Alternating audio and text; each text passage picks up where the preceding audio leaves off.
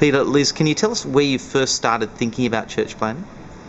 I guess I'd heard about church planting, and I wasn't actually all that interested in it because I thought I had plenty to learn in established churches. But then a couple of years ago, when Mark Hadley came out and he was talking about church planting and a whole variety of things, all my thinking about that got adjusted, and I went away with a fresh perspective on how I might use everything that I had to serve God's kingdom. I think that's probably a good explanation.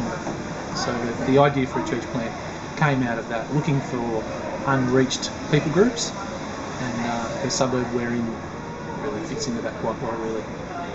Liz, how did you feel when Pete brought up the idea of church planting, or was this something that grew with you too?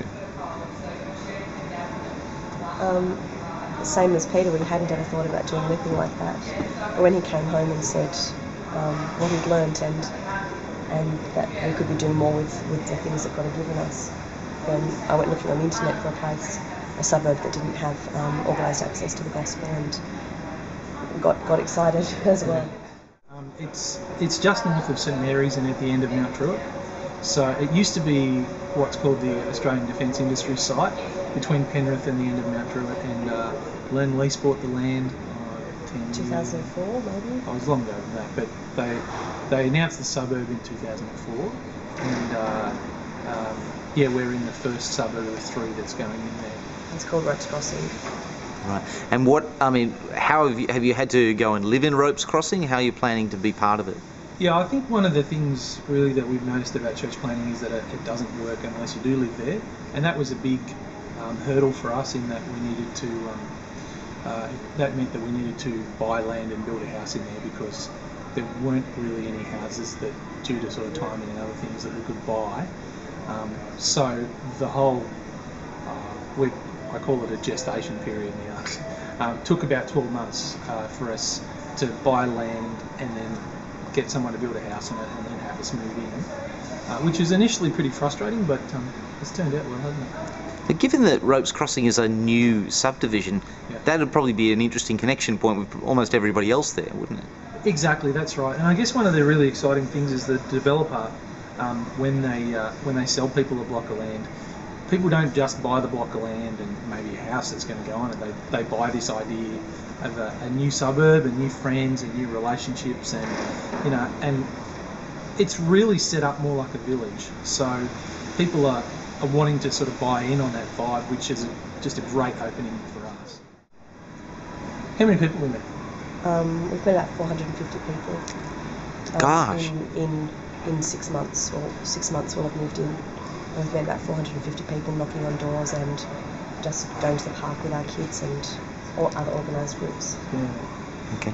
Just to put things in perspective, the suburb is supposed to have about 5,000 people living in it at the moment because of global financial crisis and just the amount of time that it takes to build a house and all that sort of business. It's about 800 people there. So we're pretty happy with our statistics at the moment, and I've got sort of a four-step. It's not exactly steps, but close enough. Mission statement, and that is to go, gather, give, and grow, and that is to go and meet people, to go and sort of spend our lives with people, to gather them around God's word, to see them give their lives to Jesus, and to see them grow, not just numerically, but in terms of maturity as well. And really we're at step 1, where we're doing the going bit at the moment, and only just getting to the stage where people who have never never really seriously talked about God or Jesus before are starting to sort of come into contact with his word through various things. And we're finding that the people that we are spending the more time with are the people that we're building the relationships with, obviously, and we're asking the questions about Jesus and church and Christianity. Yeah. My background, I mean, I grew up Anglican and I'm trained Anglican at Moore College, and I was ordained as an Anglican.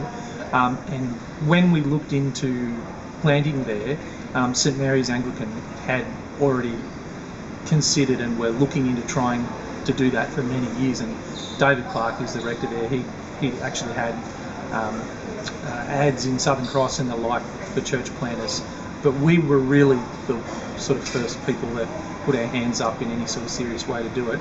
So we're partnered with them, and that's been fantastic. They're a great support hub for us in that they look after a lot of the financial stuff, and David's an accountability partner for me, and just a whole bunch of ways that we're an encouragement to them in that we're out doing something new and a bit risky, and that pushes people at St Mary's to think about how they might do things so that people can hear about Jesus. By the same token, I guess they're our anchor and our rock, and if things are need a little bit more weight behind them, then we don't play heavily on the Anglican name tag, but we sort of try to tell people that we'd have anyone welcome, but it's just another an extra sort of coin in our favour that gives us a little bit more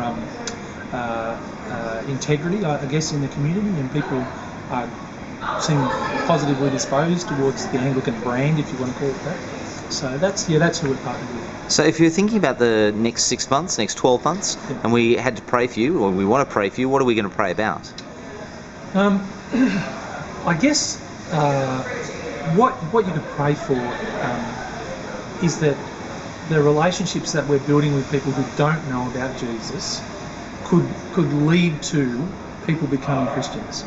Now, there's already sort of a couple on the cusp, I'd say, but if you could be praying for that, that would be really good. From a I guess core group perspective, we're still hothousing our core group while we're doing mission, and that's just because you really need to live in the suburb to do mission there. Otherwise, people just, it's a very community focused suburb, and people who are from outside, well, that's all very well, but people who are not Christians within the suburb, they've already got everything they need in the suburb. So if you're going to bring the gospel to someone, then you really need to be a resident, and that's made things more complex for us in terms of core group because we're still waiting for some Christians to move in. So at the same time we're developing what mission looks like, we're doing mission at the same time. So you could be praying for us about clarity and, I guess, developing good DNA as we do that as well. Liz, I understand you've actually had to have something of a minor miracle, dry weather for 18 weeks plus. Yeah, we started meeting in the park 18 Sundays ago in the morning, and every Sunday, even though we've had rain during the week, every Sunday morning it's been fine weather. That would be a major prayer point, I take it. I think actually it's been a major praise point because people in the community know that we're meeting there, and they keep saying, well, what about if it rains? And we keep saying, but it hasn't. And they say, but it will. And we say, well, it's been 18 weeks now and it hasn't rained so far. God's obviously looking after it, so it's not a problem. Well, guys, all the best from us, and we hope to look forward to hearing more about what's going on in Ropes Crossing. Thanks very much.